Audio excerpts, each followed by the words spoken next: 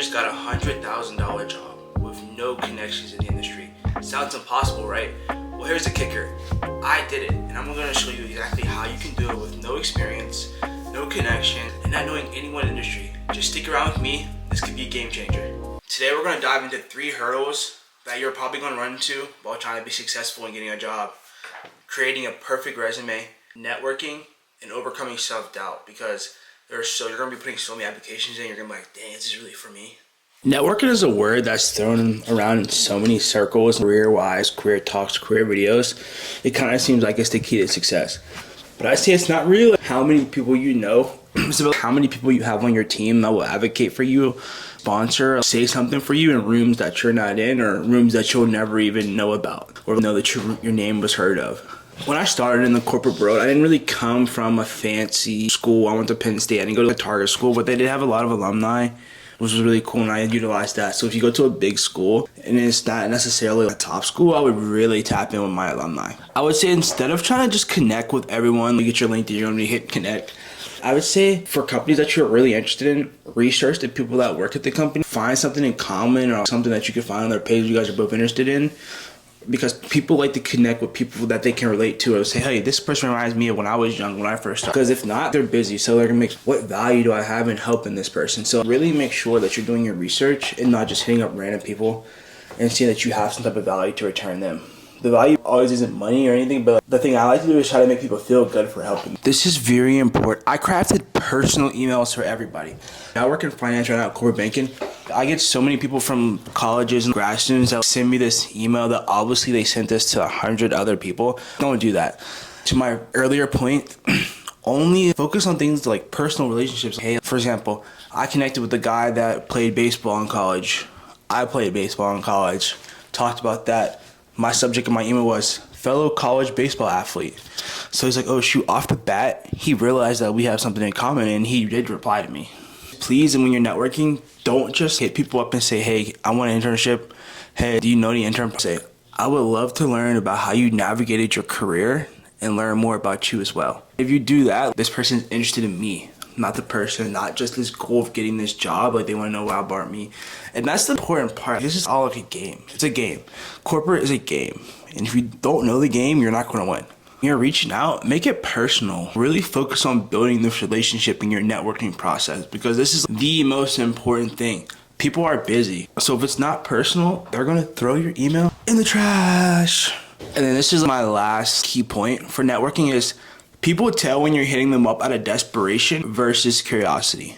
So let's say desperation, hey, like I said before, I really need this internship, or you're just talking about the internship. So this person isn't really curious. People, when you're in interviews, people hire people that are curious. Hey, let's talk about the resume. So I know you've probably heard that this is your ticket in, and I get it. It doesn't have to be perfect, because you could have the most perfect resume and still not get the job and still be overlooked over a candidate that had a subpar resume. The biggest thing I'd say in my resume is I stopped focusing on job details and more about my incomes and the changes that I was making. For example, one of my summer internships, I was an assistant to a CEO. I didn't just say take notes, day-to-day tasks. I said I look for opportunities to make the CEO's life better, offering simple solutions and advice that they might have not thought of. They're like, oh shoot. So this man, Kanan, is proactive. He's thinking, what can I do next? How can I be an addition to this team? How can I help? Instead of just saying, oh, I created emails, got coffee, and the regular BS you do as a high school summer intern. Then I would say for each job role, you should look at the job description for the application that you're applying to and tailor your resume, because each company might be looking for a different applicant, and you have to tailor that story of, hey, I want to be that guy where I walk in, they see my paper and they're like, oh shit, who is this man Kanan? I can forget him. The bottom line at the end of the day is your resume should tell a story. And if you're telling a story that you're a hard worker, you're curious, can stand out from others, no one can beat you. And if you're tailoring it for each company, who's going to stop you? The number one people think is they like that I'm curious, that I ask good questions. And when I started just listing job details and actually listing the problems I could solve in my story, that's when I started getting callbacks. Hey, come in for this round 1. Hey, come in for round 2. Come in for round 3. You got the resume down, you got the networking, but here is the hardest part, and it's the mental battle, is fighting the self-doubt. You ever apply for a job application and say, wow, there's no way I'm gonna get this? Well, hey, That was me too. Going against Ivy League, going against top tier, all this stuff that people put this prestige above you, but at the end of the day, it really doesn't matter. If you show that you're the best candidate, you're going to get that, man. I'm telling you, because a lot of people, even at these top schools, they don't have the grit. When stuff gets hard, they already come in with this mindset that they deserve this and that they are entitled to this. So if you come in there hungry, want to eat off their plate, man, I'm telling you, there's nothing no one can do to stop you.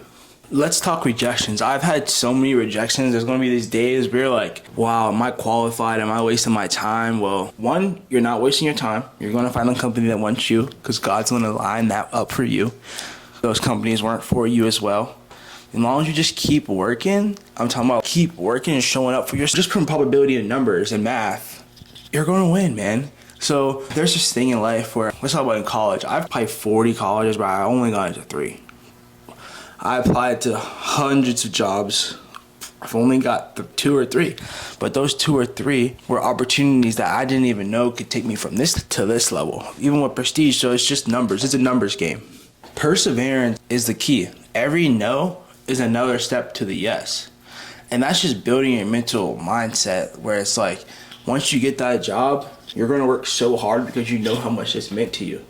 So sometimes it's better if it's harder to get, because that just means you're going to work so much harder when you get it because you know your worth. Success doesn't happen overnight, but I promise you, if you keep to it, like, you're going to win. There's no questions, ifs, ands about it. Let's recap. Chasing that $100,000 dream with no connections. First, have authenticity when you're networking. Build a story. Don't chase people, tell your story. 2, building that perfect resume. Don't just list things that you did at your job. Build that story about you. If you can build that story, I can see this person working in my company. I really want to work with them. When those days get long, those 10-hour days, 8-hour days, I wouldn't mind sitting next to Kanan. I wouldn't mind sitting next to Abby or whoever she is. 3, fighting that self-doubt. It's a numbers game, man. And every day it's about persistence. Because every day, every application, you're one step closer to finding your yes, man. I also want to hear from you guys, so let me know in the comments your challenges on your job search and maybe anything that I could help. Just, I have 3 years, I'm only 25, so hey man, I was just in the spot you were in 2 years ago, or we're in the same spot now. We could talk about challenges in our workforce and what you want to hear from me.